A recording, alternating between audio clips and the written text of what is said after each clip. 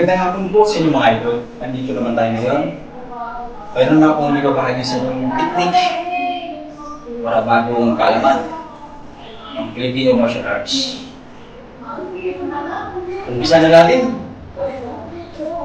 Hindi. Handa. Hugay. Balik. Ito yung tinatawag na espada at karambit. Espada o itak at karambit. Ito 12 strike. So, umpisa na natin. Mauna tayo sa stationary 12 striking na natin nakatayo. Strike 1. Palap ng karambit. Strike 2. Strike 3. Palap ng karambit. Strike 4. Good. Strike 5. Stomach. Alwa. Strike 6. Strike 7. Strike 8. Strike 9. Strike 10. Strike 11. Strike 12 sa loob. Riding. Okay. Flip. Strike 1. Strike 2. Strike 3. Strike 4. Strike 5. Strike 6. Strike 7. Strike 8. Strike 9. Strike 10. Strike 11. Strike 12. Ngayon, wait for board. Strike 1.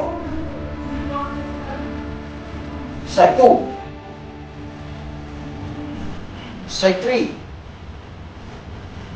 Strike 4. Strike 5. Strike 6. Strike 7. Strike 8. Strike 9. Strike 10. Strike 11. Strike 12. Okay. Ulitin natin. Strike 1. Strike 2. Strike 3.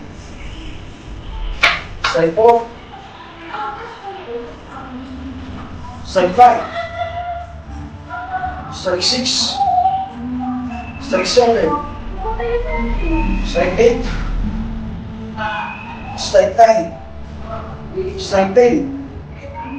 Strike 11. Strike 12. Diving sa loob. Simulan natin yun, bali, pinatawag na espada at karambit. Tak, saka karambit. Ang hindi nyo lang mga idol, maraming salamat po muli sa sa aming YouTube channel. At huwag niyo lang kalimutan mag-subscribe at i-click ang notification bell para maging updated yun sa lahat ng mga ginagawa kong mga videos na yun. At muli ako magpapasalamat sa inyo. Maraming salamat po at God bless. Hugay! Hanggang sa muli mga idol, maraming salamat po.